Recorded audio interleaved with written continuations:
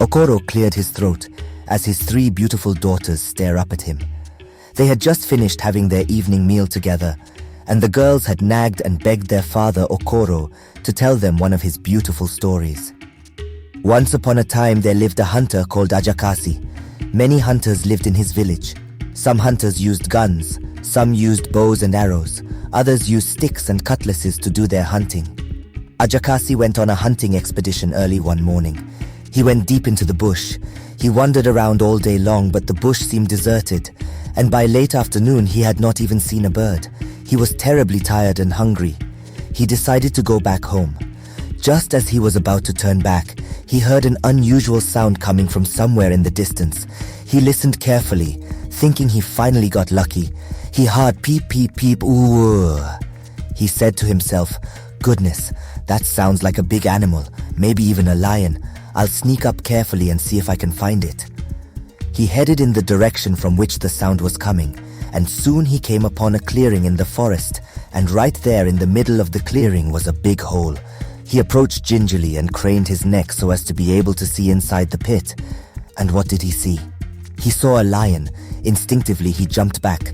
Then after collecting his nerves, he approached the hole again and craned his neck so as to be able to see inside the pit. Then he saw a snake in the same pit, and he saw a man crouching in one of the corners. Ajakasi couldn't help but wonder what was happening down there.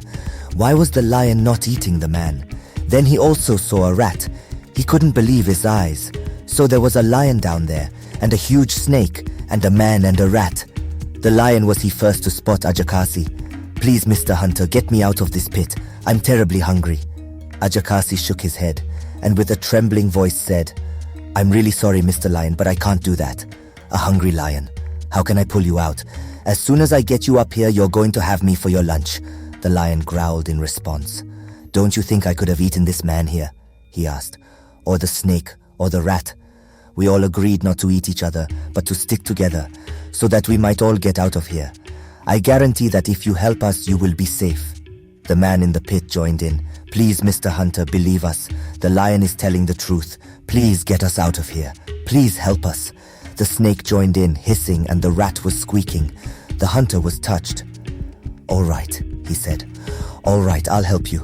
Just hold on while I find something." He went into the trees and found the longest possible rope. He tied one end to the nearest tall tree and pulled it hard to test it. When he was satisfied that it would be strong enough to pull all those creatures out of the pit, he threw the loose end into the hole. And who was the first to come out? Of course, the lion. The snake came out next, and then the rat, and finally the man crawled to the surface. The lion gave Ajakasi a heavy handshake. "Ouch!" screamed Ajakasi. "You've hurt me! That was painful! Is that how you're going to thank me?" "No, no, no, no," said the lion. "Thank you very much indeed, Mr. Hunter. I will see you again." With that, the lion disappeared into the jungle. The snake thanked him too and slithered away. The man thanked him and ran off. The rat was the last to thank him. "I won't forget your kindness," he said, before scurrying off in the undergrowth. Ajakasi was left all by himself. It was getting dark and he remembered how hungry he was. So he too set off back to his hut in the village. Several days later, very early in the morning, even before the sun had crawled over the horizon, he heard somebody knocking loudly on his door. "Boom, boom, boom." "Who is there?" asked Ajakasi. But there was no reply. He opened the door and there stood the lion. Ajakasi was scared to the marrow and almost threw the door shut again, but the lion raised a paw in greeting. "Mr. Lion," sighed Ajakasi, "you really scared me there." "I'm sorry about that," said the lion. "I suppose that can't be helped. I can't very well turn up here in broad daylight, can I now?" Ajakasi had to agree. "Well then," said the lion, "you did something wonderful for me the other day. You were very brave to help the 4 of us get out of that pit. So I have come to thank you. Just come over here." The lion stood back and Ajakasi stepped outside. There in front of his house he found a huge pile of wild meat. "All for you," said the lion and wandered off. Ajakasi was very excited. He sat to work immediately cleaning the meat and cutting it up. He kept some in his hut and took the rest to the city to sell. He got a lot of money for it. A few more days went by when Ajakasi was woken again by the same noise coming from his door. He opened the door carefully and found the lion there again. The lion directed him to the usual spot, and there was an even bigger pile of meat. Again, Ajakasi cleaned the meat, cut it up and took it to the market to sell. He got even more money. The remarkable thing was that the lion kept coming back every 3 or 4 days to bring more meat.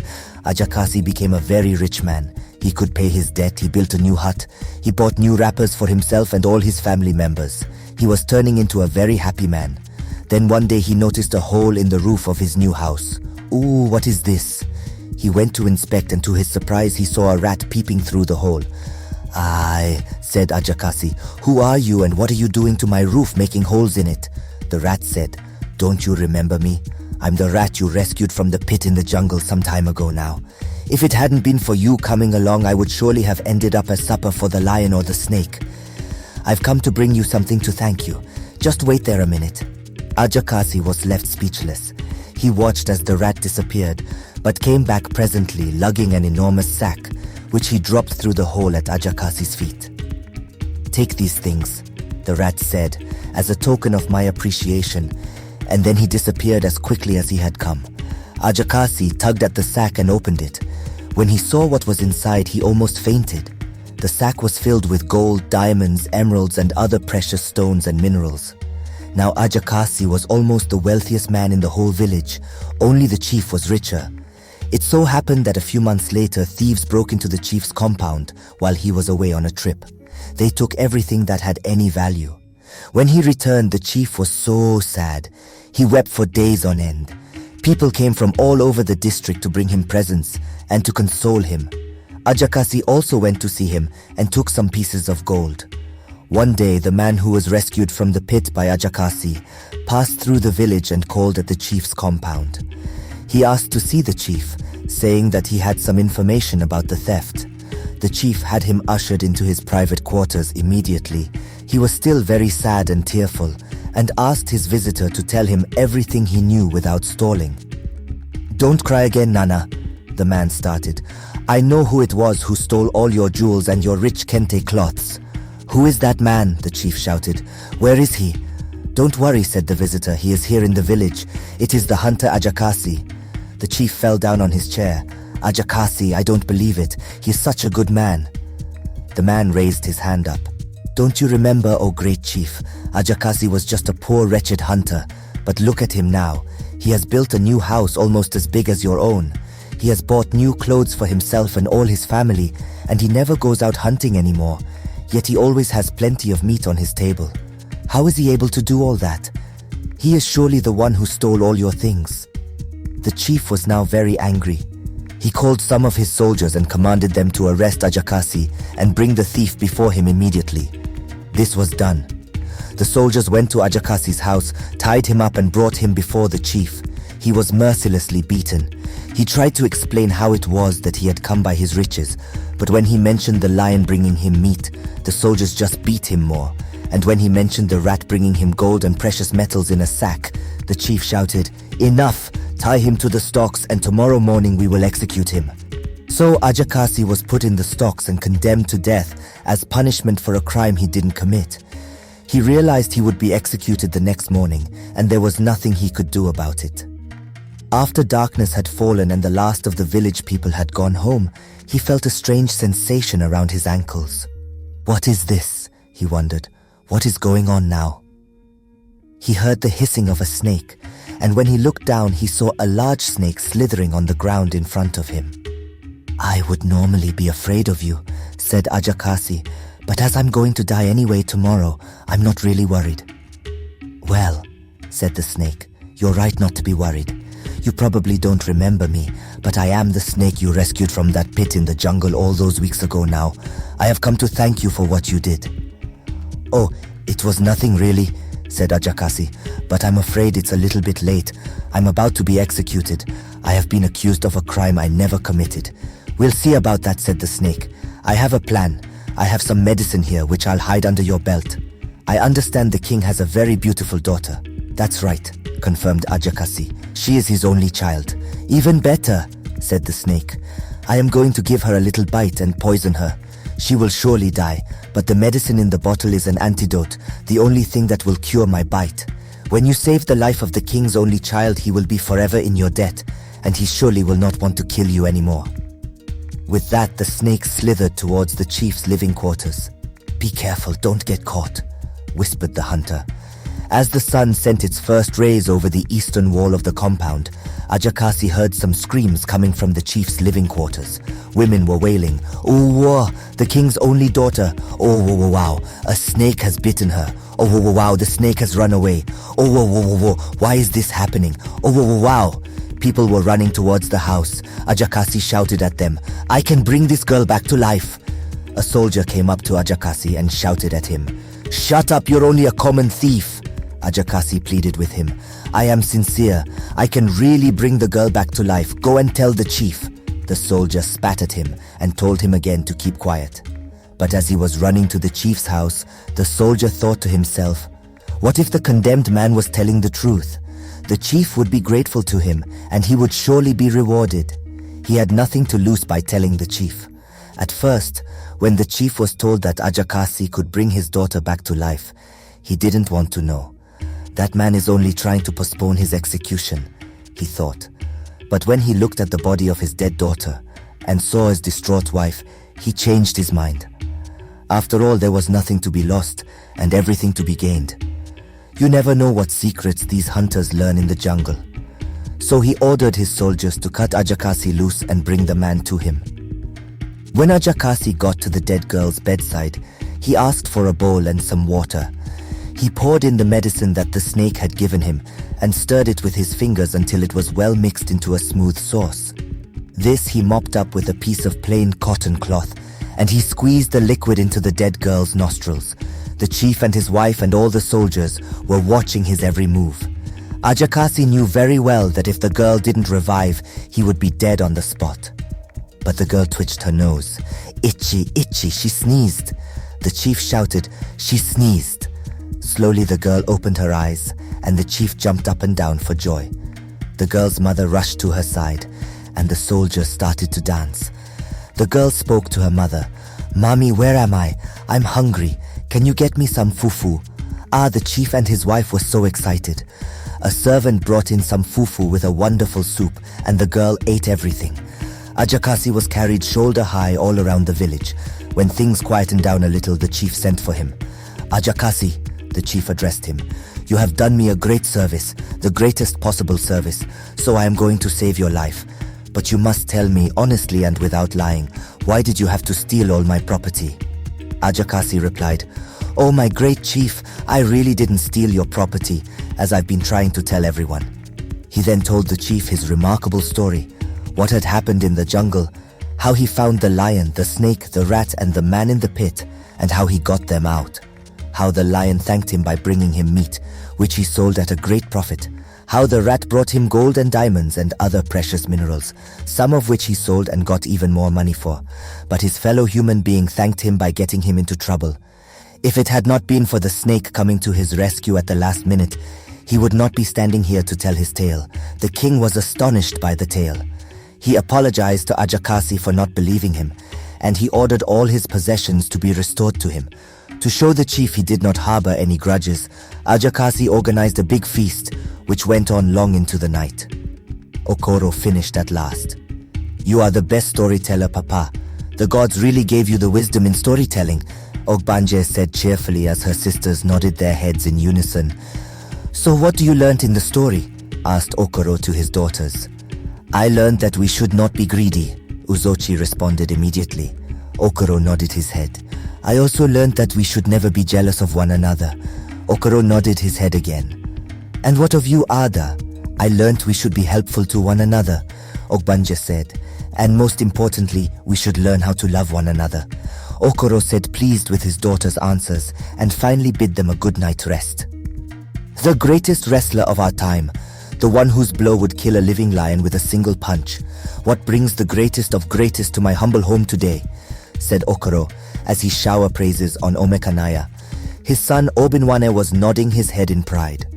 4 of their guards were behind O.G.B.A.N.J.E, also their head was swollen with pride like a peacock.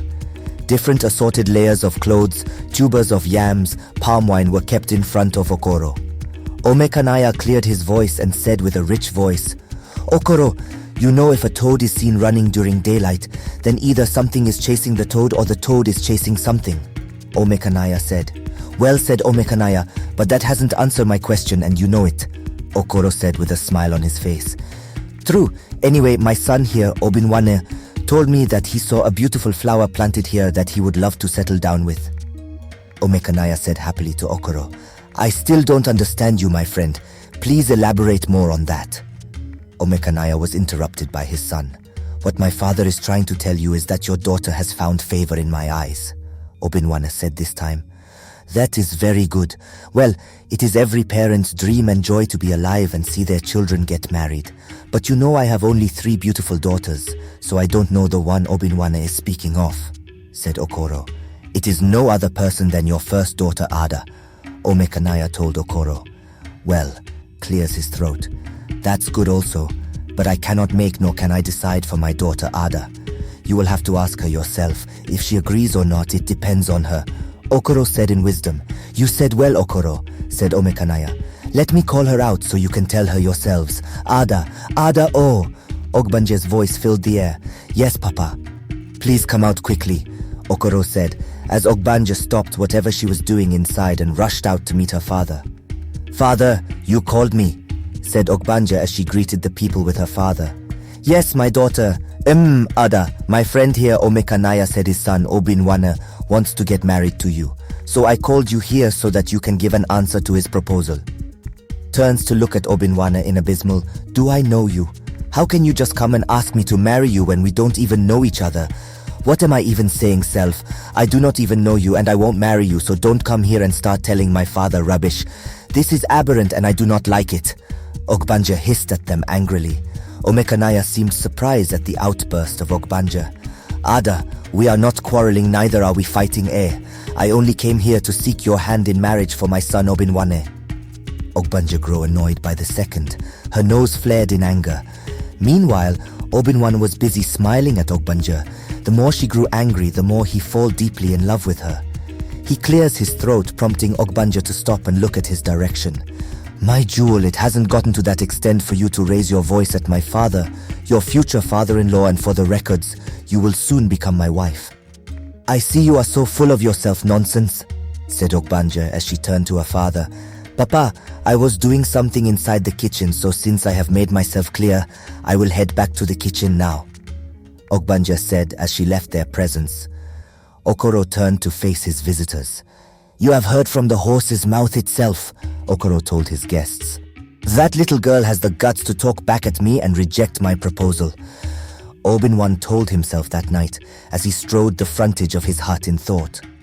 She must be mine at all cost. That maiden must be mine. I will do everything to get married to her. I am going down to earth to dwell among the mortals soon and get married to the beautiful maiden that my heart beat for. Ikenga told Aku and the rest of the little gods that serve him. But I will need a plan that will make O.G.B.A.N.J.E like me. A plan that will make her mine, said Ikenga. He has to be prepared, for he know what Amadioha can do. He only hope he doesn't involve Nyokuji into this. Nyokuji, I need your help, Amadioha said to his brother in his abode as Nyokuji turns to look at his brother, whom he hasn't seen for a long period of time. What is it again, Amadioha, my beloved brother?